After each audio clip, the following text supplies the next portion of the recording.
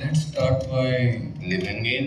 मैं कन्वर्ट नहीं होंगी। हाँ, और वैसे भी मैं इन सब चीजों में बिलीव नहीं करता। राजधानी दिल्ली में आयोजित प्रेस कॉन्फ्रेंस के बाद फिल्म को लेकर चर्चा तेज हो गई है। टीम का कहना है कि यह फिल्म एक संवेदनशील सच्चाई को देश के सामने लाने की कोशिश है। लेडीज एंड जेंटलमैन, 2023 में केरला स्टोरी चैप्टर 1 के साथ इस कॉन्वर्सेशन की स्टार्ट हुई, जिसका एको आज भी हमें देश के कोने कोने में सुनाई देता है।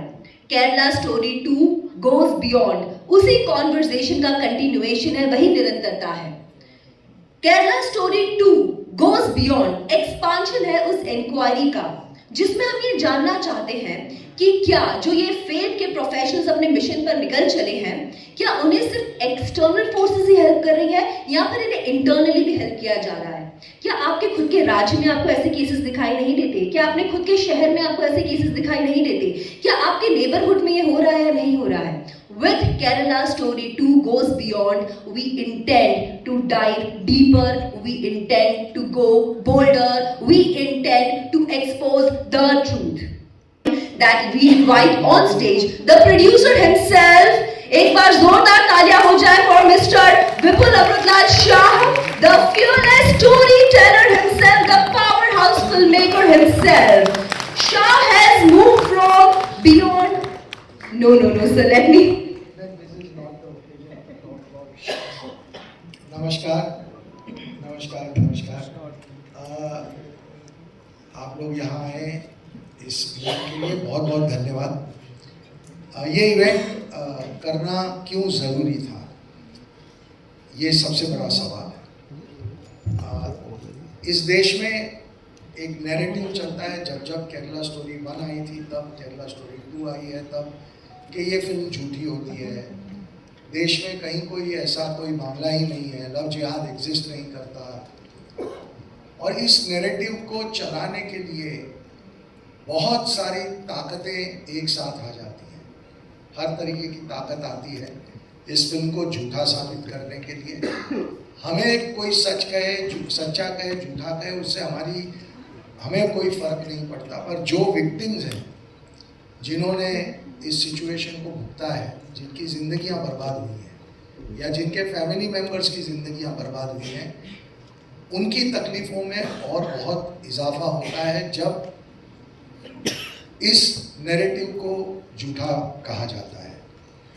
केरला स्टोरी 1 के वक्त भी यही हुआ था, और उस वक्त हम केरला से 26 विक्टिम्स को ले आए थे। बम्बई में हमने वो इवेंट किया था, और मुझे ताज्जुब हुआ कि 26 लड़कियों की कहानी सुनने के बाद भी वो जो इकोसिस्टम है जो इस फिल्म को झूठा कहता है, वो बिल्कुल नहीं बदले। हमें एक ताज्जुब ये होता है कि हम जब ऐसी फिल्म बनाते हैं, ऐसा विषय रखते हैं, तो इसमें 2 पक्ष होते हैं।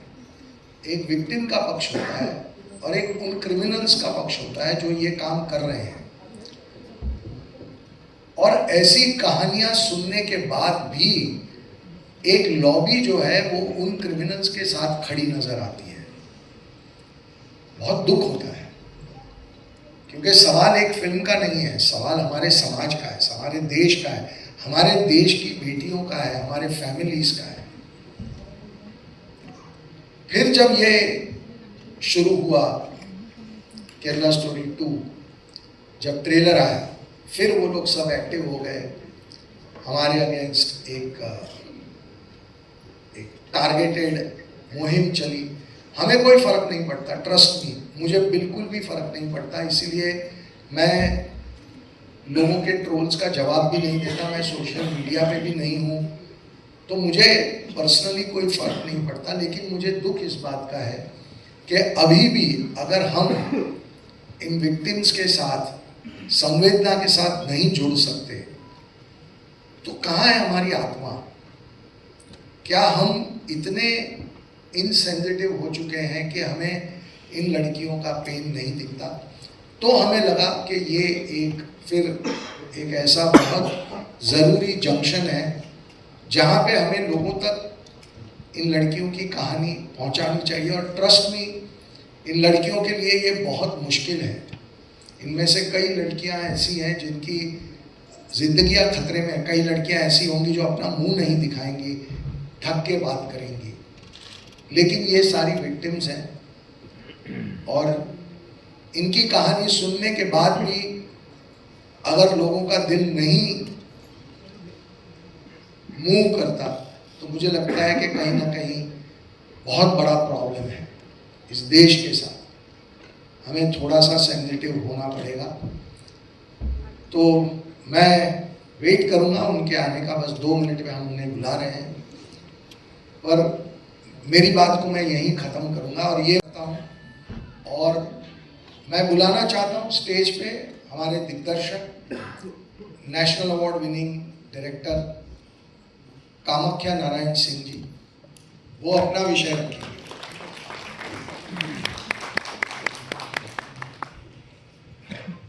आज ये मंच हमारा नहीं है, जो बहनें यहाँ आई हैं उनका है। बस एक बात है कि मीडिया में कुछ दिनों से ये चल रहा है कि केरला स्टोरी 2 प्रोपेगेंडा है।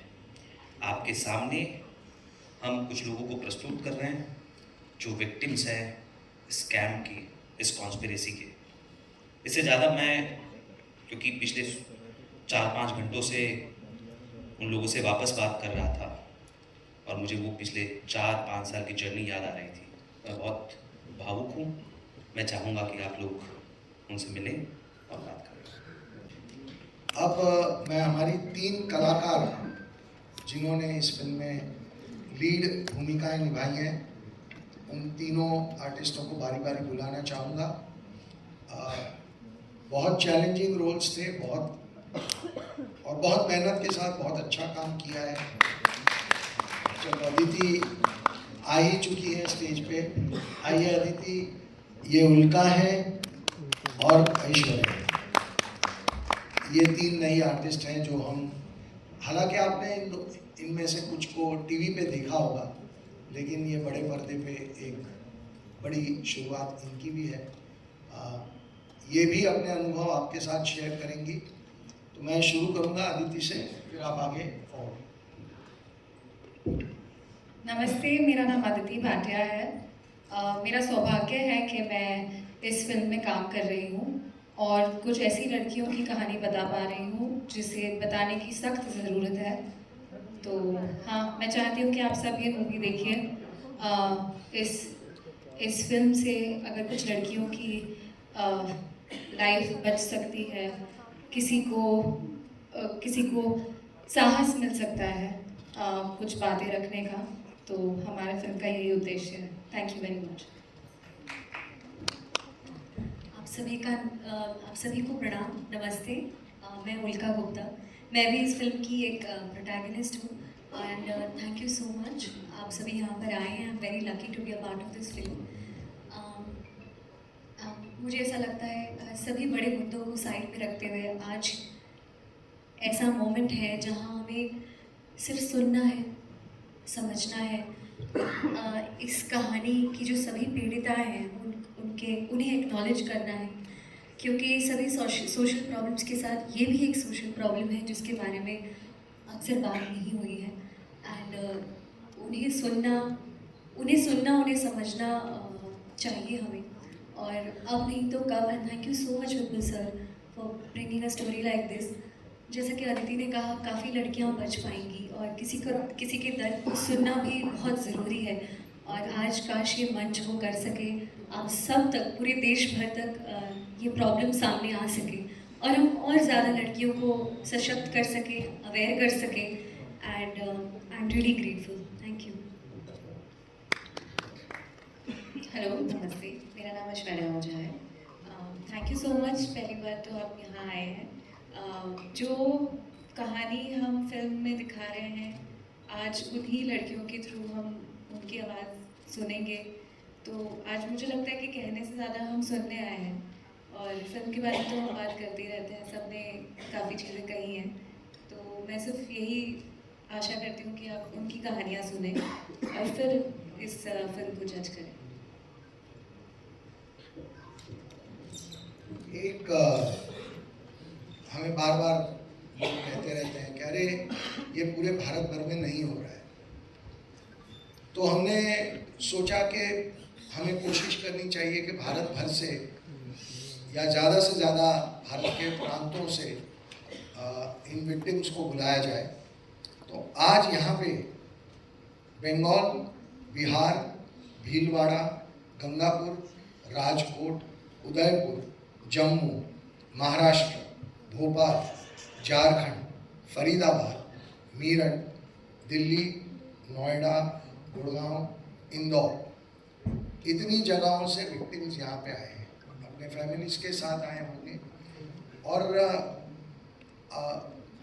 और बहुत सारे हमारे पास रिक्वेस्ट आए थे, बहुत सारी लड़कियाँ हिस्सा लेना चाहती थी, पर समय की कमी थी, हम उनका ट्रांसपोर्ट और सब ऑर्गेनाइज नहीं कर पा रहे थे। नहीं तो शायद आज हम आपको 30 के 30 स्टेट में से लड़कियां यहाँ पे होती आपके सामने। तो ये मैंने स्टेट और जगहों के नाम इसलिए लिए ताकि ये डिबेट ख़त्म हो जाए, हम ये झूठ फैलाना बंद कर दें या इस झूठ में मानना बंद कर दें कि ये सिर्फ एक लोकल किसी एक छोटे से मोहल्ले की समस्या होगी, कोई इक्का दुक्का केस होगा। ये बहुत बड़े पैमाने पे भारत भर में चल रहा है। अब मैं उन विक्टिम्स और उनके परिवारों को यहाँ बुलाना चाहूँगा। प्रेस कॉन्फ्रेंस के दौरान मंच पर पहुंची पीड़िताओं ने अपनी दर्दभरी कहानी साझा की, जिसे सुनकर पूरा माहौल गंभीर और भावुक हो गया। मैं माइक देता हूँ कामुख्या जी को। कामुख्या जी, आप जिनसे आपने बात की है, लोगों तक कहानी पहुँचाइए। तारा जी, आपसे बोलना चाहेंगे। तारा जी को आप सब जानते होंगे। तारा जी, आप सभी को नमस्ते जो यहाँ उपस्थित है, और कामाख्या सर बहुत बहुत धन्यवाद, आपने हम सबको ये मंच दिया कि हम अपने जीवन में जो आपत्ति हुई है वो आज इतने सालों के बाद फिर से एक बार सबके सामने बोल सके। यहाँ पे आने से पहले जब मैंने ये केरला स्टोरी 2 की रिव्यूज़ और ये सब देख रही थी, कई बड़े लोगों के कमेंट्स भी देखे कि ये एक अफवाह है और जानबूझकर झूठ फैलाया जा रहा है। तो मेरा केस 2014 का है। लोगों के लिए तो हमारा हर एक आपबीती कहानी है। हमेशा से माँ ने बताया था सम्मान बहुत इम्पोर्टेंट है। तो उस इंसान ने एक झटके से थप्पड़ मारा कि तुम्हें जीना है तो तुम्हें वही करना होगा। मेरे लिए उसके बाद का टॉर्चर कोई मायने नहीं रखता था, क्योंकि मेरे लिए वो थप्पड़ बहुत था, क्योंकि वो वहाँ पे टूट गया था सब कुछ। तो मैंने उसी दिन डिसाइड किया कि चाहे ये जो भी इंसान है, मैं इसको छोड़ूंगी नहीं और मैं ये सच को तो सामने लाऊंगी। मुझे सच में नहीं पता था कि मैं किस चीज़ की शिकार हुई हूँ। मैंने उस दिन से ठान लिया कि मैं किसी भी कीमत पे इस जज को, इस डीएसपी को, ये चाहे जितने पावरफुल हो, मेरे पास कुछ नहीं था। मैं एक 12वीं पास लड़की थी, ना ही मैं बहुत पैसे वाली थी कि मेरे पास पावर पोजीशन था, लेकिन एक बात था कि जो वो कर रहे थे वो गलत था और मुझे उस सच को लाना था। 40 दिन मैं उस दरिंदे के पास रही हूँ, हर दिन ये सोच कर कि कैसे मुझे ये मौका मिले और मैं वहाँ से बाहर निकल पाऊँ जिंदा। उसने मारा, कुत्ते से कटवाया, कई बार गलत काम करने की कोशिश किया भी। लोगों के पास उस मुस्लिम जज के घर ले जाया गया कि तुम्हें बीफ खाना है, ज़बरदस्ती हर एक चीज़ कर, जितना एक लड़की को आप तोड़ सकते हो उसने तोड़ा। मेरे पापा भैया आए, उनको कहा गया कि हम बाहर घूमने गए हैं। मेरा फ़ोन इन लोगों ने छीन लिया। जब भी बात कराते थे स्पीकर ऑन करके, मुझे ये था कि मुझे मेरे पापा भैया भी सही सलामत चाहिए था और मुझे मेरा सम्मान वापस चाहिए। पीड़िता ने अपने अनुभव साझा करते हुए कई गंभीर बातें रखीं, जिससे माहौल कुछ देर के लिए शांत हो गया। मैं मुंबई से आई हूँ कि माहिम दरगाह ले जाकर के हिंदू लड़कियों को कन्वर्ट किया जाता है। सो वो मुझे वहाँ लेके गया, बुर्का पहनने के लिए फोर्स किया, पानी कुछ मौलाना से पानी लेके पीने के लिए। एंड जब मैंने वो सब चीज़ों को डिनाई किया तो उसकी फैमिली और उन्होंने मुझे मारा। And during that situation I was pregnant of 2 months। सो उसकी फैमिली ने मुझे ज़बरदस्ती गोली खिला के मेरा अबॉर्शन करवाया। एंड जब भी ये सब चीज़ें पता चली, मैं मेरे नियर बाय पुलिस स्टेशन में भी गई थी, तो उन्होंने कहा था अभी तुम तो बाली को छोड़ो, जाने दो। फिर उस टाइम पे कुछ नहीं किया। मार्च में इसकी फैमिली ने मुझे बुलाया मिलने के लिए, एंड पूरी फैमिली ने मिलके, भाई, उसके जीजा, सब ने मिलके मेरा रेप किया। प्लस मुझे मतलब मेरे सर से बाल निकाल दिया गया था, क्योंकि Kamakhya sir was known like that कि मुझे किस तरीके से उन्होंने किया था कि मैं समाज में वो भी नहीं दिखा पा रही थी कि मार्च में मेरा होली के दिन मेरा बाल निकाला गया। एक लड़की का कुछ हो ना हो लेकिन बाल उसका सब कुछ होता था।